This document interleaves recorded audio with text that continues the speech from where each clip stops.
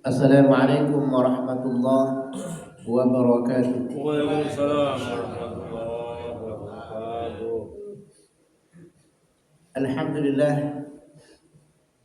alhamdulillahi rabbil alamin. Wassalatu wassalamu ala khatamil anbiya'i wal mursalin nabiyina wa habibina wa qudwatina Muhammadin sallallahu alaihi wasallam wa ala alihi wa sahbihi ajma'in. Amma ba'd. Jamaah salat subuh rahimakumullah, anjuran menyampaikan sunnah walaupun banyak orang yang tidak suka. Sebagaimana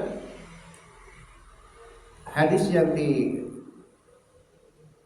diceritakan oleh Abu Hurairah radhiyallahu an yang dia dengar dari Nabi sallallahu alaihi wasallam, di mana Nabi sallallahu alaihi wasallam mengatakan, la yamna'anna jarun jarahu ayyal raza khashabatan fi jidarihi famali arakum anha mu'ridin wallah la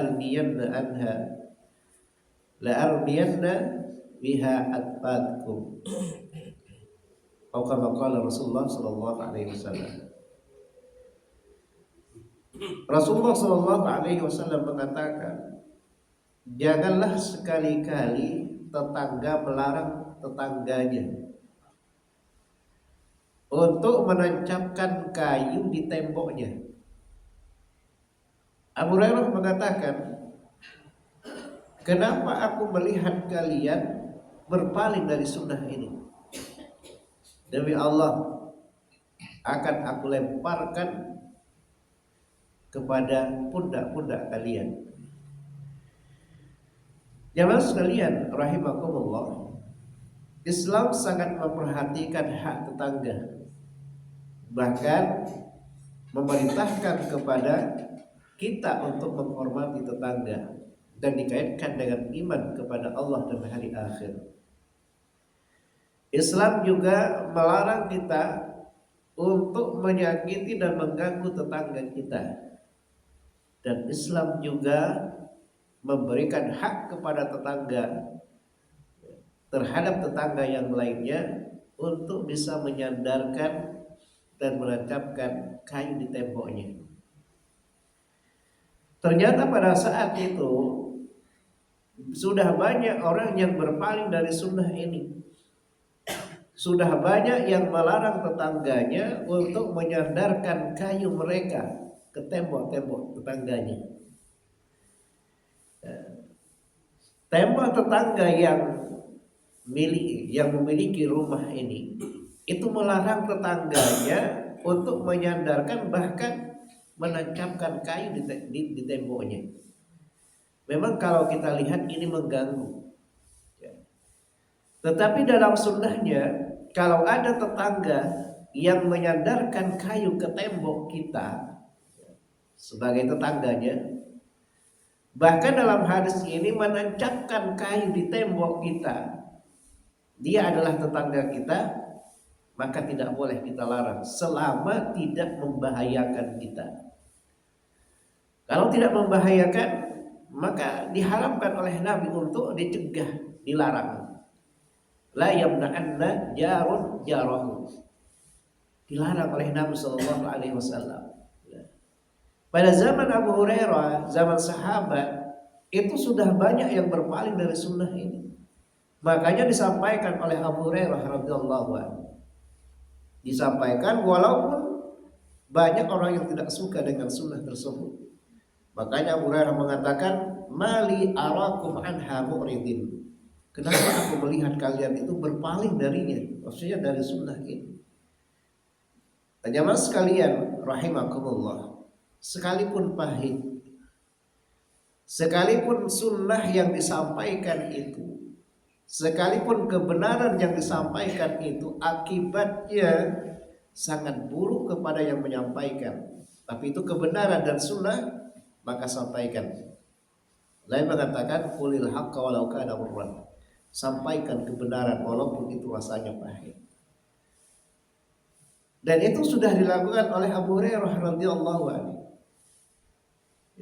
Karena kalau sunnah Nabi Shallallahu Alaihi Wasallam kebenaran itu disembunyikan, lalu siapa yang akan menyampaikan al-haq? Dan kalau kebenaran itu tidak ada yang menyampaikan, maka itulah tanda kiamat. Karena Nabi mengatakan tidak akan datang hari kiamat sampai ilmu itu diangkat, yaitu ilmu agama.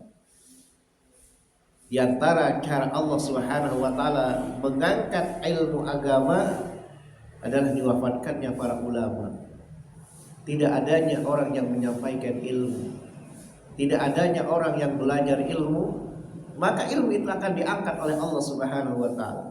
Kalau ilmu agama itu diangkat, tidak ada yang mempelajari, tidak ada yang mengajarkan, maka yang terjadi adalah kebodohan terjadi di mana-mana. Kalau kebodohan terjadi di mana-mana, orang tidak paham dengan agamanya, taunya cuma sholat, cuma puasa, cuma zakat, tetapi ilmu agama yang lainnya dia tidak tahu, maka akan terjadi banyak kejahatan, banyak kemaksiatan. Perzinahan akan terjadi di mana-mana, pencurian, perampokan, penipuan, judi, riba akan tersebar akibat dari meremehkan ilmu agama. Maka kita berlindung kepada Allah Subhanahu wa taala agar kita senantiasa berusaha untuk mempelajari agama kita.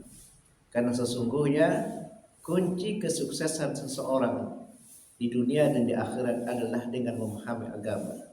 Nabi mengatakan, "May yuridillahu bihi khairan yufaqihu fid-din." Siapa yang dikehendaki oleh Allah baginya kebaikan, sukses dunia akhiratnya, maka Allah akan memberikan pemahaman kepadanya tentang agamanya. Dia akan paham agamanya. Itulah kesuksesan yang akan diraih oleh orang yang senantiasa semangat untuk belajar agama, senantiasa untuk menyampaikan sunnah, mempelajari sunnah, dan kelak di akhirat diharapkan dia akan mendapatkan balasan yang baik di sisi Allah Subhanahu wa taala berupa surga. Sampaikanlah sunnah walaupun itu banyak orang yang tidak menyukainya. Alhamdulillahirabbil alamin. Wassalamualaikum warahmatullahi wabarakatuh. Waalaikumsalam warahmatullahi wabarakatuh.